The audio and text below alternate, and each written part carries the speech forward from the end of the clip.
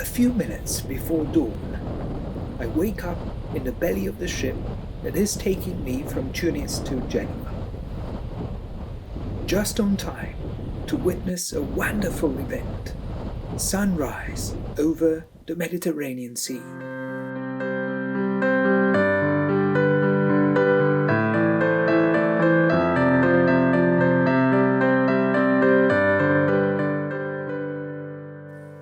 For me, these images capture all the hope of a journey back home. But I can't help thinking of those fleeing their homes because of persecution, violence, injustice, and poverty, who, instead of finding hope, have lost their lives in these waters.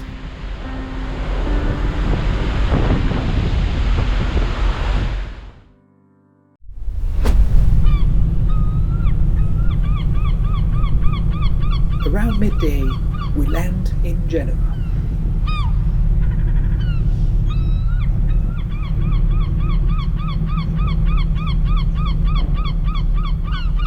Behind me is the Lanterna, Genova's lighthouse, the tallest in the whole Mediterranean Sea. Its light has shown the way to travelers for almost 900 years. Millions of people have probably looked at it as their ships approached or left Genova's port with mixed feelings of sadness, fear, curiosity, hope. It is estimated that in the 19th and 20th centuries, over 5 million Italians transited through this port, migrating all over the world, temporarily or forever. Today, many would describe people in similar conditions as economic migrants, in what has somehow become a pejorative label, forgetting that migration is so deeply ingrained in the history of this country and not just its present.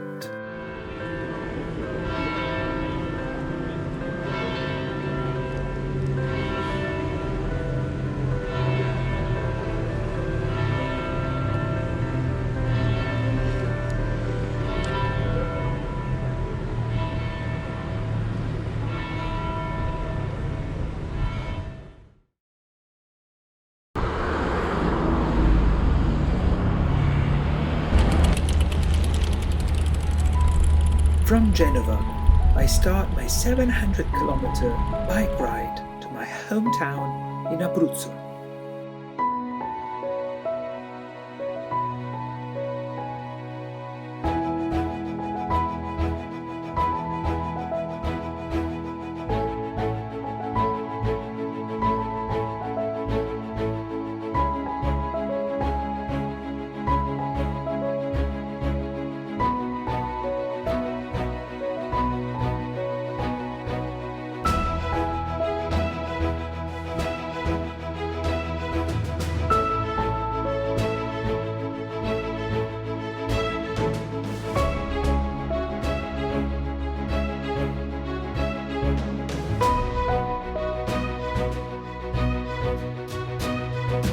I passeggeri che devono scendere possono iniziare a prepararsi. Prossime fermate Santa Margherita Ligure e Rapato.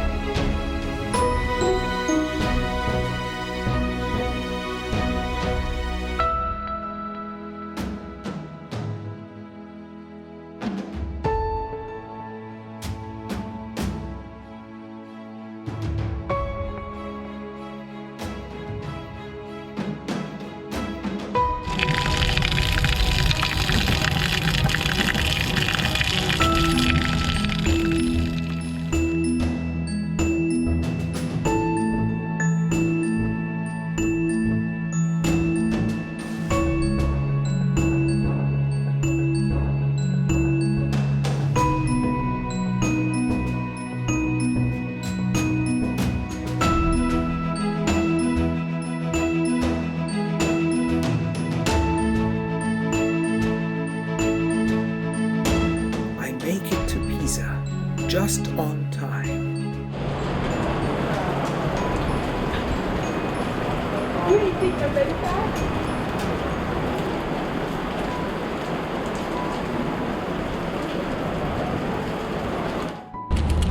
But as soon as the rain stops, I am ready to hit the road again.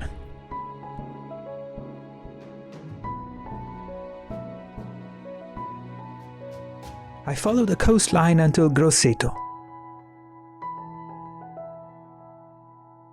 And then I start cycling in the interior part of Tuscany.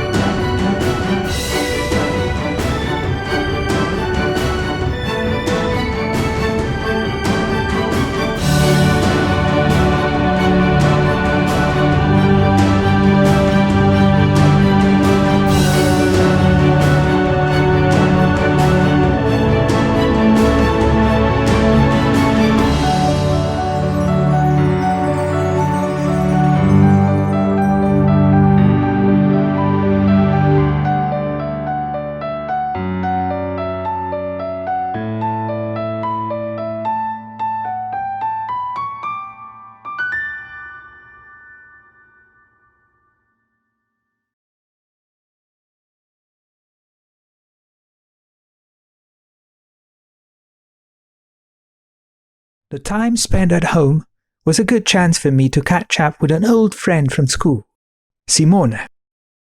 Simone now works at the front line in the battle against COVID-19 as a doctor in an intensive care unit.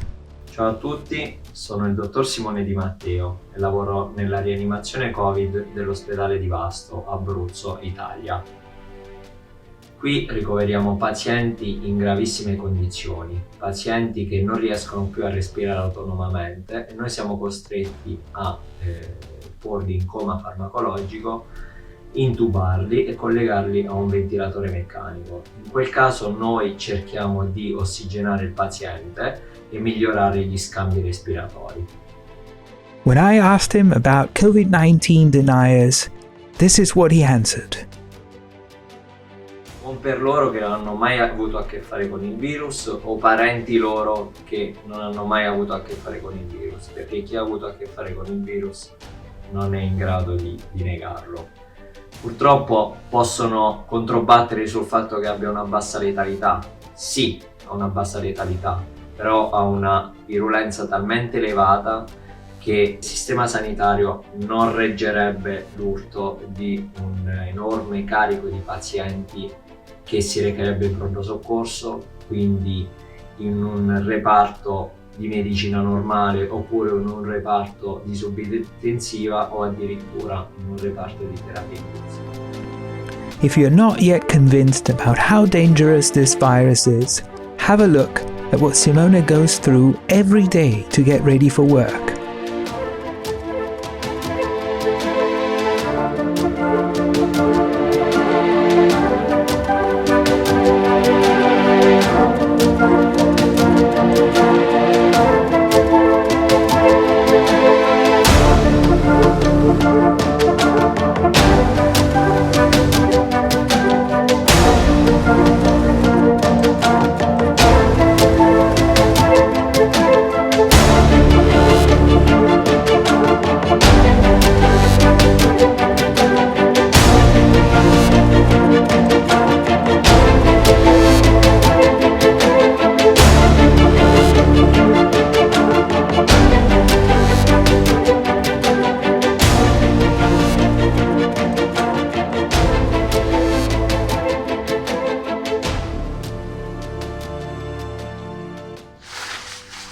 così che ogni operatore è pronto ad andare.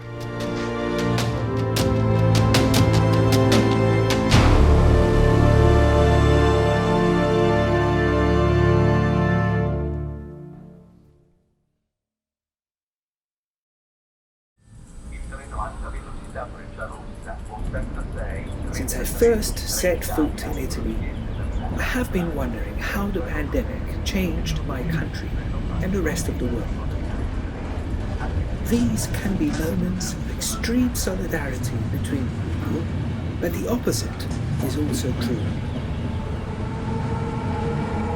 Fear and insecurity can lead to discrimination, especially against those who are already vulnerable.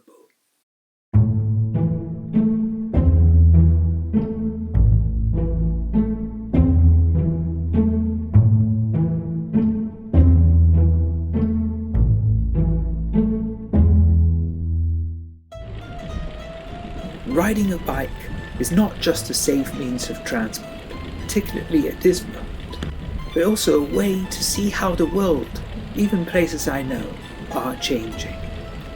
As I slowly and quietly move ahead, my saddle becomes a unique vantage point to observe the animals and plants around me and find out more about the people I come across, learn who works where, in what conditions, at what time of the day, and how they get there. The stories of people who travel by bike are, naturally, the ones I get to know first.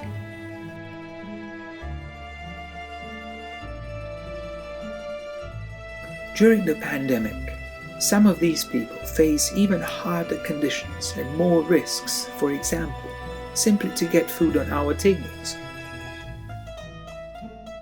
I think of the daily labourers in Italy's farms, but also people I cycled with in the big cities.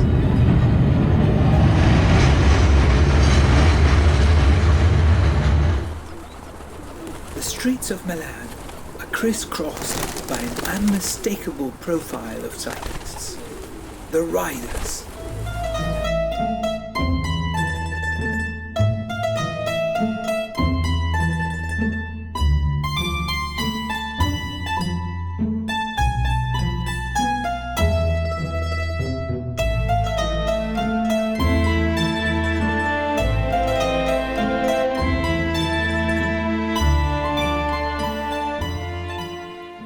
I could not find any data on the profits made by food delivery companies during the COVID-19 outbreak, but online searches for 3 of the major platforms spiked during the lockdown in spring 2020.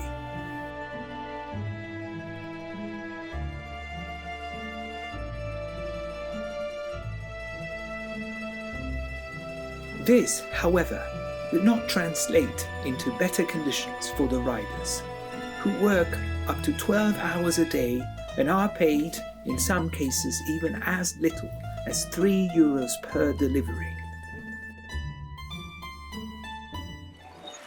Sono le 8 e in questa prima ora ho fatto €4,99 €. E anche oggi si guadagna domani. La serata è finita adesso, incassato meno di €20, €17,90 per la cronaca. They have no guaranteed minimum income or adequate social protection in case of accidents. Riders have to provide their own working equipment, a bike and a mobile phone, and are hired as independent workers, relieving the companies from the responsibility they would otherwise have under normal labour contracts. On top of that, their performance is supervised by the platform's algorithms, a form of strict surveillance probably no other employee faces at their workplace. During the COVID-19 outbreak, riders were also more exposed to the risk of infection. Riders in Milan and other Italian cities have organized themselves in collective groups and taken to the streets to demand better working conditions, a minimum wage, social protection, and the status of dependent workers.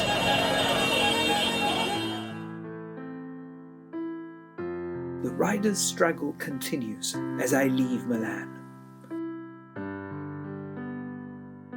A few months later, prosecutors would launch an official investigation over alleged exploitation of migrant workers by one of the major platforms. This is just an example of how COVID-19 could exacerbate existing inequalities, but also provide an opportunity to fight for positive change. Can we learn from this and other examples to make sure the world we rebuild after the pandemic is a fair one, more respectful of human beings and our planet? It's with this question in mind that I set off for the last part of my bike journey through Italy.